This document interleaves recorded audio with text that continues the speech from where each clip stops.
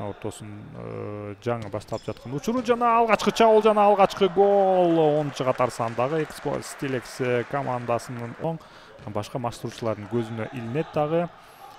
Бул учурда бажычылар эсеп сандарын теңеп отурат. 1-1 жөнөкөй да бирок Экспо Стилекс'ин контур чабуулу оң капталдан узатылган сокку.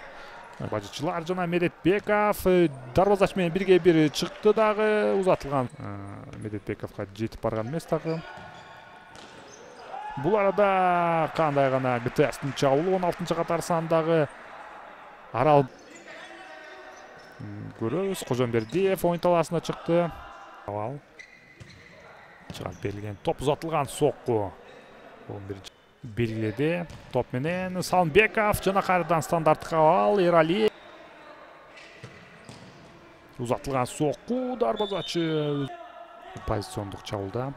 Чыгып берилген пас узатылган сокку. Дарбазачы өз орунда болду. Жана биринчи Экспо Стилекс оюнчулары узатылган сокку. Бир оюнчунун оюн эле жазгырды жана сол капталга пас узатылган сокку. Бул Салымбековго пас. Жана кайрадан Медетбеков. Чыгарып берилген пас кандай гана Беков. Каршы эки оюнчу. Чыгарып берилген пас дарбазачы.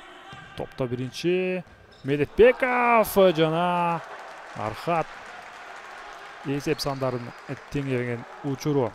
Топ жоготу ГТС командасы чабуулда узатылган сокку.